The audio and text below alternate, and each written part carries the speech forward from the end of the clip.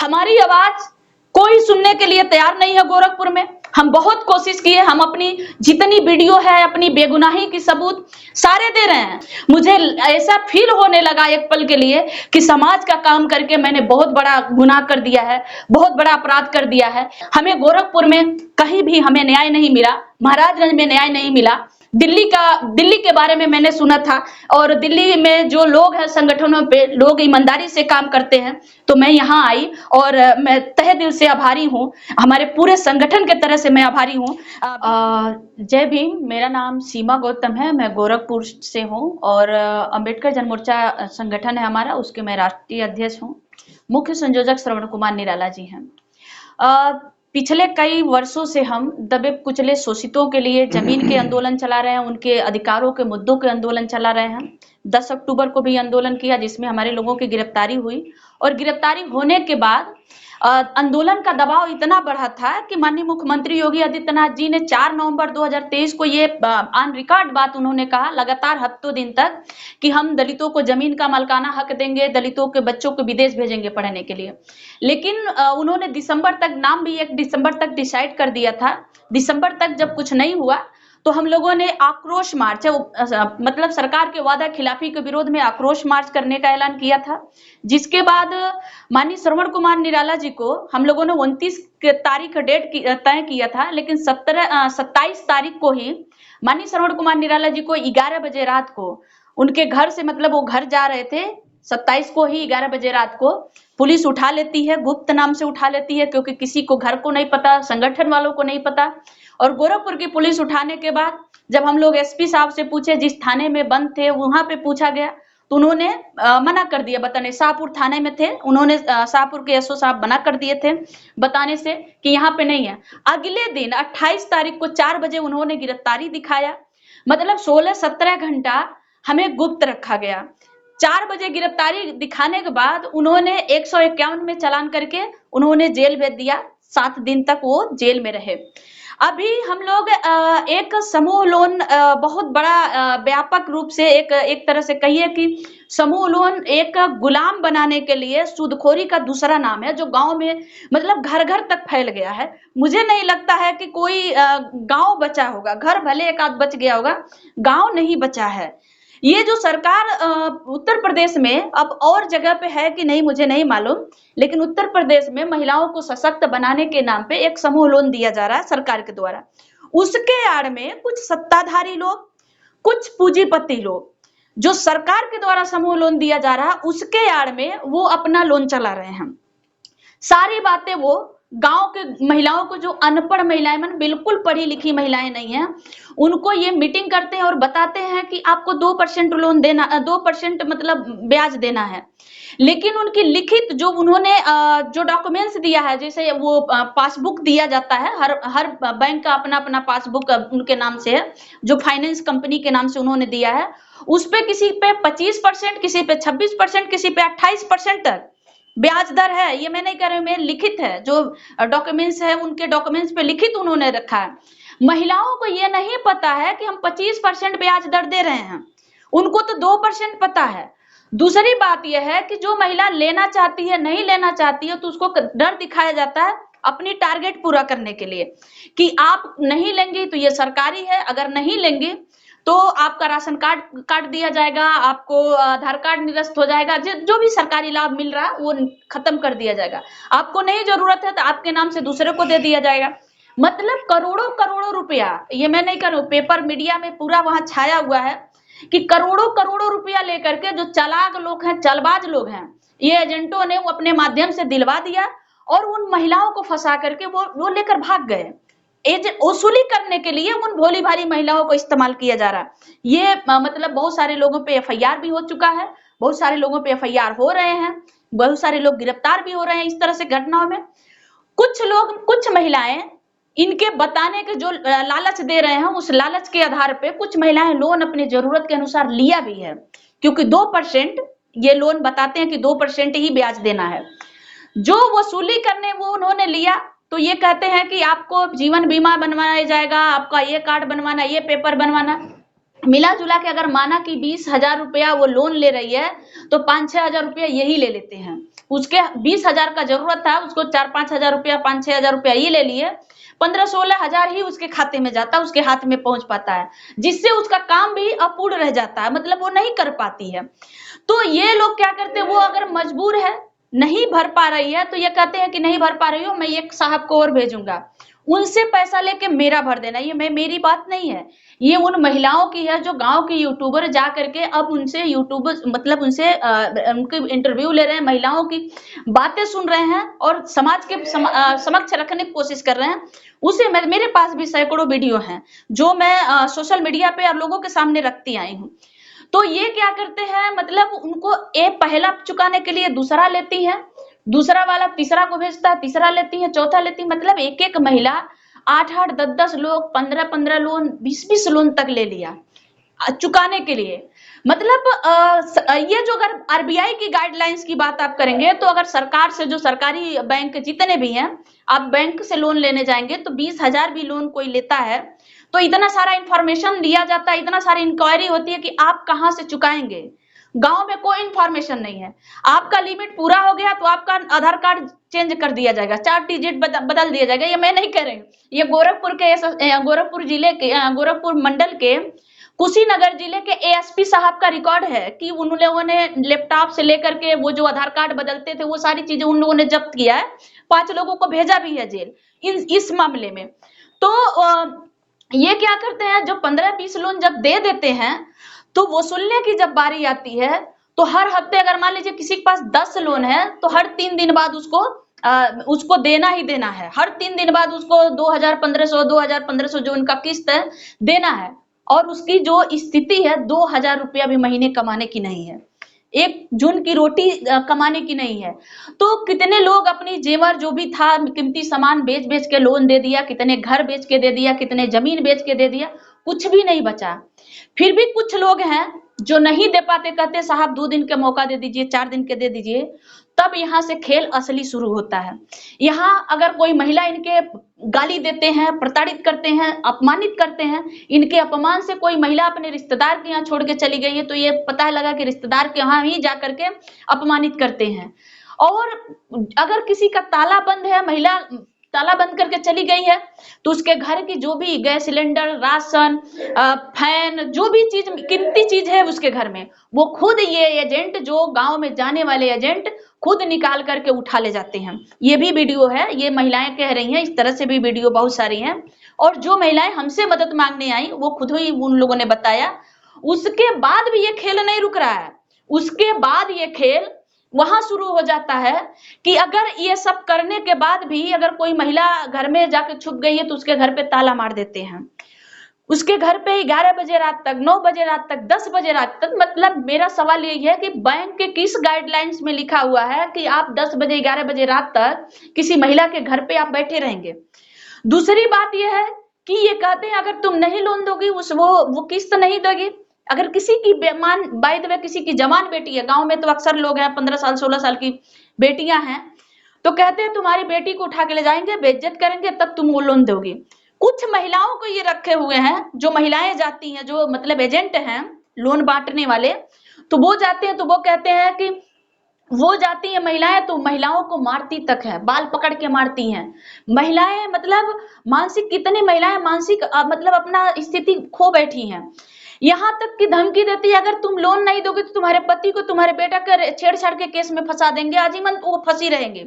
ये एजेंटों के द्वारा जो लोन बांटे हैं, उनके एजेंटों के द्वारा जो महिलाएं जाती इस तरह की भाषा, इस तरह की बातें करती हैं।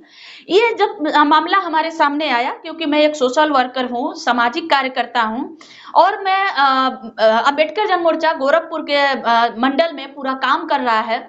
पिछले कई सालों से महिलाओं के मुद्दों पे, उनके दलितों के मुद्दे पर, घटनाओं पर हम काम कर रहे हैं। तो जब महिलाएं हमारे पास आई तो हम उनकी बात सुन के, जितने कंपनियों का नाम उन्होंने दिया, उस कंपनियों के नाम लिखते हुए मैंने माननीय श्रवण कुमार निराला जी, जो संगठन के मुख्य संयोजक हैं, महामहिम राष्ट्रपति को, प्रधानमंत्री को, मुख्यमंत्री उत्तर प्रदेश को, गोरखपुर में मंडलायुक्त को, जो कमिश्नर हमारे हैं, एसपी को, डीएम को, सभी को हम लोगों ने और आरबीआई को भी हम लोगों ने एक ज्ञापन लिखा कि इस तरह से आपके इस कंपनी के आधार पे, इस कंपनी के आधार पे इस तरह से हो रहा है, इसको जांच किया जाए, दोषी अगर पाया जाता है तो उनके खिलाफ कानूनी कार्रवाई किया जाए। और ये एक तरह से समाज के लिए इस तरह से बहुत भयावह है, जो सरकार के लिए और समाज के लिए, दोनों के लिए काला धब्बा है।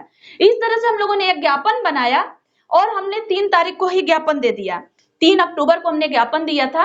अभी 20-21 तारीख का आपका आरबीआई का गाइडलाइंस भी है, आरबीआई का उनका एक आदेश भी है कि 4 कंपनियों को, आरोहन, आशीर्वाद के साथ 4 कंपनियों को उन्होंने मतलब अनलीगल पाया, समूह लोन बांटने के और लेने वसूलने का उन्होंने लिखा भी है कि उन्होंने गड़बड़ पाया, उन्होंने बैन लगा दिया कि वो लोन नहीं बांट सकते।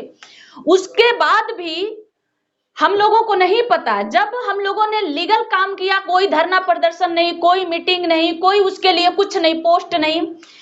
जब मुझे जान से मारने की इसकी एवज में धमकी भी आई, जिसकी सुरक्षा की मांग हमने अपने गोरखपुर एसएसपी साहब को दिया भी है कि इस नंबर से मुझे जान से मारने की धमकी आई। इसके बाद हम लोगों को नहीं पता कि जो लोन बांट रहे हैं, जो एजेंट हैं, वो दबंग हैं, पैसे वाले हैं, कुछ सत्ता में भी हैं।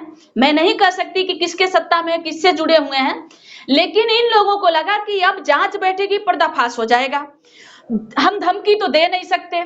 इसलिए इन लोगों ने कैसे अपने नेटवर्क फैलाया, क्या किया, हमें नहीं पता है कि माननीय मुख्यमंत्री योगी आदित्यनाथ जी के मठ पे 13-14 अक्टूबर को हजारों की संख्या में महिलाएं पहुंच गई कि हमारा समूह लोन माफ हो रहा है।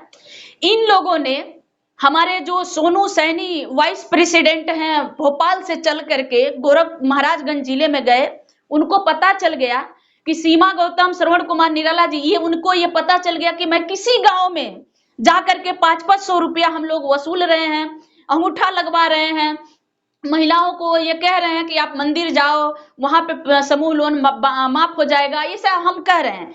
लेकिन ये पता नहीं चला कि उनके एजेंटे द्वारा, जो गांव में एजेंट जा रहे हैं समूह लोन के नाम पर, वो किसी की बेटी उठा लेने की बात कर रहे हैं, किसी की कीमती सामान उठा ले जा रहे हैं, किसी के घर पे रात तक बैठे रह रहे हैं, किसी को मारते पीटते हैं, गरीब होने के वजह से, दलित होने की वजह से उनको कितना जलील करते हैं, ये उनको कान में नहीं गया।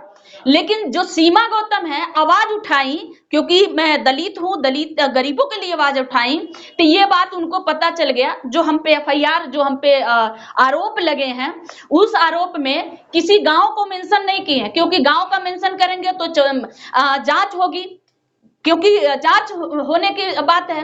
तो गांव मेंशन नहीं किए हैं कि किस गांव में सीमा गौतम, श्रवण कुमार निराला जी जाके लूटे हैं। उन्होंने ये भी नहीं दिखाया कि कौन से पर्चा पंपलेट सीमा गौतम जिसपे अंगूठा लगावाया है। अब बात सामने आ रही है कि ये भी सुनने में आ रहा अमर उजाला के अखबारों में कि सीमा गौतम जो प्रमाण पत्र बांट रही थी, उसमें थाने का मोहर लगा के बांट रही थी। अजीब बात है कि आप वो थाने के मोहर का उजागर तो करो कि कौन सा थाना है लापरवाही कर रहा है, जिसका मोहर लेकर के हम लगा रहे हैं और थाने वाले चुप हैं। तो साथियों, हम दलित हैं, एक एससी समाज से मैं आती हूं, गरीबों के लिए, समाज में खड़े अंतिम व्यक्ति के लिए श्रवण कुमार निराला जी, सीमा गौतम काम करते हैं। तो शासन प्रशासन की नजरों में हम गुनाहगार बन गए हैं।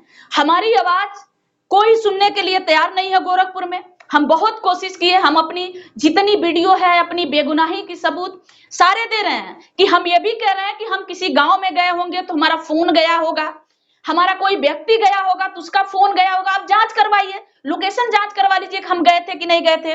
अगर हम कोई पोस्ट किए हैं, कोई इस तरह से हम पोस्ट भी शेयर किए होंगे या फोन से फोन किए होंगे कि मंदिर पे जाओ, चाहे कहीं भी इकट्ठा हो, तो आप जांच करवा लीजिए। लेकिन कुछ भी नहीं, बस वो कह रहे हैं कि सीमा गौतम, श्रवण कुमार निराला जी लोगों को भड़का रहे हैं, मतलब अशांति पैदा करने की कोशिश कर रहे हैं। उनका संगठन आतंकवादियों से, उनका संगठन का तालमेल, मतलब क्या है। सीमा गौतम गोरखपुर की धरती पे पैदा हुई, वहीं पे संघर्ष करना सीखा। श्रवण कुमार निराला जी 2500 साल से दलितों के लिए, पिछड़ों के लिए, उनके मुद्दों पे काम करते रहे हैं। उनके पिताजी गन्ना विभाग में थे और आप उनको आतंकवादी संगठनों से बात कर, कल के लिए कहेंगे कि आप यहाँ हैं ही नहीं, देशद्रोही हैं, आप एफआईआर नहीं करते हैं। आप पहले हमको गिरफ्तार कर लेते हैं, हम कहीं भी जा रहे हैं रास्ते से उठा लेते हैं लोग, और उठाने के बाद जब हमें पता चलता, फोन करते हैं तो पता चलता फोन ऑफ आने लगा, तब हम लोगों को शक होता है कि हमारे किसी आदमी को उठा लिया गया है। और उठाने के बाद 17 घंटा, 15 घंटा, 4 घंटा के बाद ये गिरफ्तारी दिखाई जाती है, तय करते हैं। मतलब गिरफ्तार होने के बाद ये तय किया जाता है कि किस केस में सीमा गौतम को, श्रवण कुमार निराला जी को क्रिमिनल बनाया जाए, कौन सा धारा लगाया जाए जिसमें वो लंबा जा सकते हैं, लंबे समय तक उनको जेल में रखा जाए, शारीरिक, मानसिक, आर्थिक रूप से कैसे उनको निचोड़ा जाए। जब 10 अक्टूबर का आंदोलन हुआ था जिसमें 307 लगाया गया था, वो भी गोरखपुर के जिला जज ने ये साफ तौर पे लिख दिया कि जो गले पे जो गला दबाने की बात है वो झूठा है, जो तोड़फोड़ है, जो तोड़फोड़ की बात है वो सारी झूठा है। ये मैं नहीं कर रही हूँ, गोरखपुर के जिला जज ने, ये उनकी रिपोर्ट है, उन्होंने ये बात साबित किया। और आज भी हमें यही कहा जा रहा है, आज भी हम पे आरोप लगा दिया गया है। तो साथियों, गोरखपुर से मैं बहुत निराश हूं, क्योंकि पुलिस लगातार मेरी तलाश कर रही है अपराधियों की तरह। न तो श्रवण कुमार निराला जी किसी के हत्या किए, किसी के घर में डाका डाले, किसी की चोरी किए, किसी की बेईमानी किए हैं, कोई क्रिमिनल रिकॉर्ड नहीं है, सीमा गौतम का भी नहीं है। लेकिन आने वाले समय में मुझे डर है कि आने वाले समय में ये हमें क्रिमिनल रिकॉर्ड बना करके हमारा छवि को समाज के बीच में खराब करने की कोशिश पूरी कर रहे हैं। हमारे ऊपर एफआईआर कर करके एक महीने में 2 एफआईआर गोरखपुर में हमारे नाम से हुआ। आंदोलन किया तो एफआईआर हुआ। हम किसी बच्ची को लेकर के रेप करके हत्या कर दिया गया 25 दिसंबर 2022 को, उसमें न्याय दिलाने की पीड़ित को मांग कर रही थी, मेरे घर पे छापा मार दिया गया।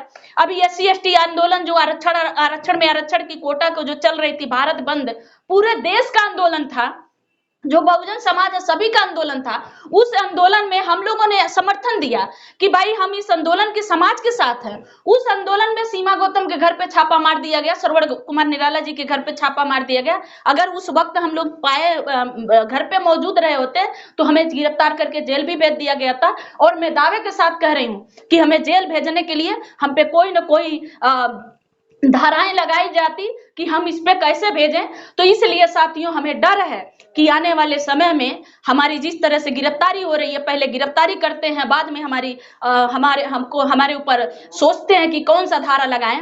तो आने वाले समय में हमें ये कहने में बिल्कुल संकोच नहीं करूंगी कि आने वाले समय में वो ड्रग्स से लेकर के कोई भी किसी भी साथ अपराध होगा तो वो अपराध हमारे मत्थे मड़ेंगे और कहेंगे कि ये भाग रहे थे, ये भाग रही थी, ये मुठभेड़ में पुलिसों के मुठभेड़ में मारी गई और उसके लिए हमारी फाइल हम क्रिमिनल बना करके हमें दफन कर दिया जाएगा। हमें गोरखपुर में कहीं भी हमें न्याय नहीं मिला, महाराजगंज में न्याय नहीं मिला, बहुत मजबूर होकर के, क्योंकि जो व्यक्ति समाज के लिए लड़ रहा, 25 साल से अपनी जीवन समाज को समर्पित कर दिया, वो व्यक्ति को आज 1 महीने 10 दिन से जेल में रखा गया है। आधार पे, शक के आधार पे, वो प्रूफ नहीं हुआ है हमने गलत किया है कि नहीं किया, अपराध प्रूफ नहीं हुआ, फिर भी श्रवण कुमार निराला जी को जेल में रखा गया है। सीमा गौतम की तलाश की जा रही है। साथियों, मैं गोरखपुर में दिल्ली में मैं आई और दिल्ली में यहाँ पर जो डॉक्टर BR अम्बेडकर प्रतिमा पुनर्स्थापना संघर्ष समिति है, उन लोगों का मैं दिल से धन्यवाद कर रही हूँ, पूरे संगठन का कर रही हूँ। उसके साथ भिन्न भिन्न मैं संगठनों से भी मिली, जो बहुजनों के संगठन हैं, उन सभी का मैं तहे दिल से आभारी हूँ कि यहाँ पे आकर के गोरखपुर में जिस तरह से हमारे खिलाफ षड्यंत्र रचे जा रहे हैं, जिस तरह से हमारे ऊपर एफआईआर किए जा रहे हैं, मुझे ऐसा फील होने लगा एक पल के लिए कि समाज का काम करके मैंने बहुत बड़ा गुनाह कर दिया है, बहुत बड़ा अपराध कर दिया है। लेकिन उम्मीद लेकर के, एक लास्ट उम्मीद लेकर के कि मेरे लोग हैं, दिल्ली के बारे में मैंने सुना था और दिल्ली में जो लोग हैं, संगठनों पे लोग ईमानदारी से काम करते हैं, तो मैं यहाँ आई और मैं तहे दिल से आभारी हूँ, हमारे पूरे संगठन के तरह से मैं आभारी हूँ। BR अम्बेडकर प्रतिमा पुनर्स्थापना संघर्ष समिति का, जिन्होंने मुझे भरोसा दिया हर तरह से मेरी मदद करने का।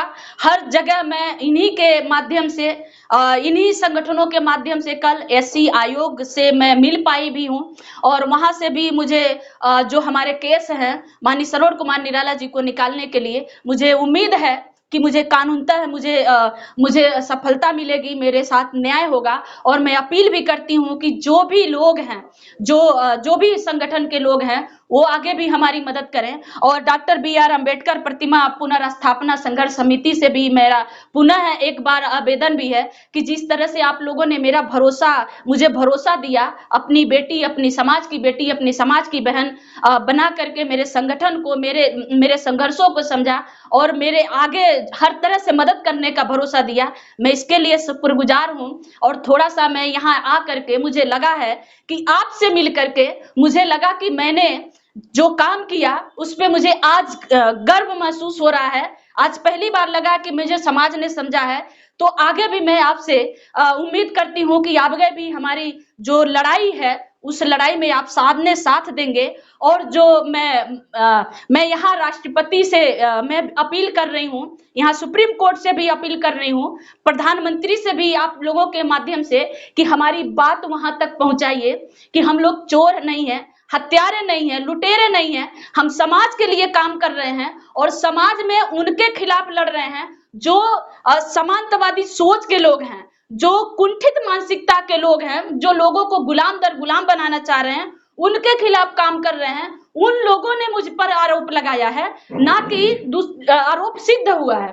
इसलिए साथियों, हमें आप लोगों से अपील है कि ये राष्ट्रपति तक भी पहुंचाया जाए कि श्रवण कुमार निराला जी को बाहर निकालने की कोशिश जो कानूनी का है मदद किया जाए, क्योंकि श्रवण कुमार निराला जी एक सामाजिक व्यक्ति हैं। सीमा गौतम की तलाश की जा रही है। मुझे बिल्कुल नहीं पता कि मैं यहाँ से जाऊंगी तो मतलब गुप्त नाम से मैं मुझे गिरफ्तार कर लिया जाएगा। गोरखपुर और महाराजगंज दोनों जगह FIR हुआ है। तो मेरा आप सभी से आग्रह है कि आप हमारी मदद करिए, कानूनी रूप से भी मदद करिए। राष्ट्रपति महोदय से भी हमारा निवेदन है कि श्रवण कुमार निराला जी को जेल से निकालने की आप हमारी कृपा करिए। सीमा गौतम पे हम लोगों पे जितने आरोप लगे हैं झूठे हैं, ये झूठा आरोप साबित कोर्ट में तो हो जाता है, लेकिन उसके लिए हमें महीनों तक संघर्ष करना पड़ रहा है। इसलिए जो गोरखपुर के जो भी अधिकारी हैं उनके लिए आप हमारा सहयोग करिए। इन्हीं सब बातों के साथ बहुत बहुत आभार। हमें एक बार पुनः मैं डॉक्टर बी.आर. अम्बेडकर जो पुनर्स्थापना संघर्ष समिति, उनका मैं धन्यवाद करती हूँ।